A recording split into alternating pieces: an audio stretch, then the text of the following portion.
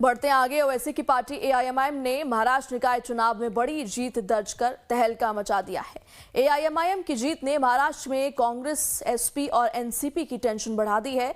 इस बीच ओवैसी की पार्टी की 22 साल की पार्षद सहर शेख के बयान से महाराष्ट्र में नया भूचाल आ गया है। मुंब्रा से पार्षद का चुनाव जीती सहर शेख ने विरोधियों पर तंज कसा है और कहा है कि मुंब्रा को पूरी तरह से हरे रंग से रंग देंगे। अपने भाषण में सहर ने कहा कि अगले 5 सालों में मुंब्रा के हर उम्मीदवार एआईएमआईएम से होंगे। मुंब्रा को पूरी तरह ग्रीन रंग से रंगना है। ग्रीन एआईएमआईएम के झंडे का रंग है। सहर ने दावा किया कि वोटरों ने पैसे, ताकत और साजिशों को नकार दिया और पतंग पर भरोसा जताया है। सहर शेख के स्लोगन पेंट मुंब्रा ग्रीन पर विवाद शुरू हो गया। उनका भाषण सोशल मीडिया पर वायरल है और लोग बयान के अलग अलग मतलब निकाल रहे हैं। हालांकि विवाद के बाद उन्होंने सफाई दी और कहा कि हरा रंग से उनका मतलब एआईएमआईएम से है, जिसका रंग हरा है। अगर पार्टी का कलर भगवा होता तो वो भगवा कहती। हालांकि उनके बयान पर शिवसेना के प्रवक्ता संजय निरुपम ने पलटवार किया है। मेरे पार्टी का झंडा हरा है। अगर मेरे पार्टी का झंडा भगवा होता तो मैं ये बोलती कि भगवा करून टाकून बट वो नहीं था।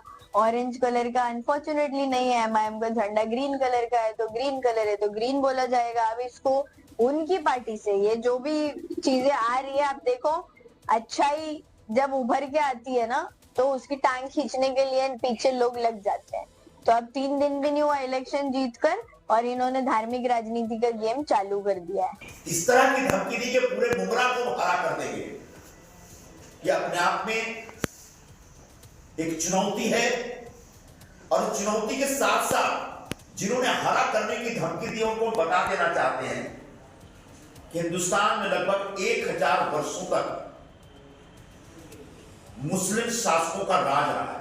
जब वो हिंदुस्तान को हरा नहीं कर पाए और हिंदुस्तान की हिंदू पहचान सुरक्षित रही, तो आप तो अभी मुंब्रा के एकदम छोटे से चट्टे बट्टे टाइप के लोग हैं। इस प्रकार की चुनौती मत दीजिए, वरना आपके लिए अगले चुनाव में खड़ा होना भी मुश्किल हो जाएगा।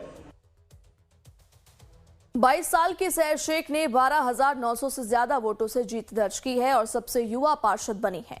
इससे पहले ओवैसी का बुर्के वाली मेयर बयान पर भी जमकर हंगामा मचा था, लेकिन जिस तरह से महाराष्ट्र में एआईएमआईएम ने ऐतिहासिक जीत दर्ज की है, उससे विरोधियों के कान खड़े हो गए हैं। महाराष्ट्र में ओवैसी का हरा झंडा क्यों बुलंद हुआ है और सहर शेख के बयान के क्या मायने हैं, इस पर विस्तार से चर्चा करेंगे। लेकिन पहले आपको दिखाते हैं कि कैसे निकाय चुनाव में एआईएमआईएम ने एनसीपी, शरद, एसपी समेत कई पार्टियों को पीछे छोड़ दिया है। 29 नगर महापालिकाओं में कुल 2869 पार्षद सीटें हैं, जिसमें बीजेपी ने कुल 1420 पर जीत दर्ज की है।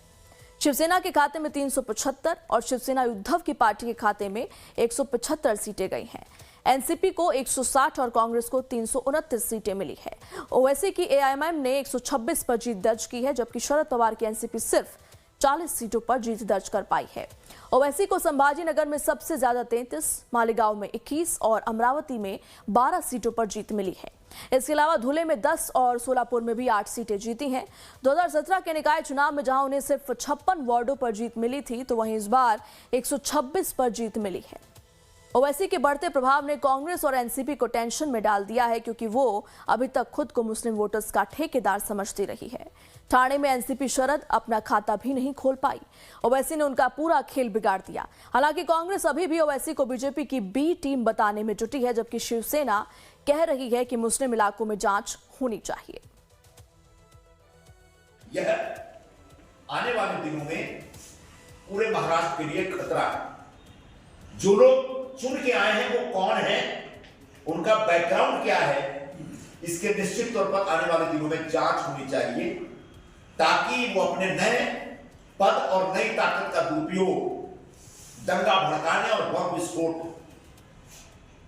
की प्लानिंग करने में न कर पाए। मुसलमानों को इस तरह से ये करना, फिर मुसलमान हिंदू तनाव बढ़ जाएगा और उसका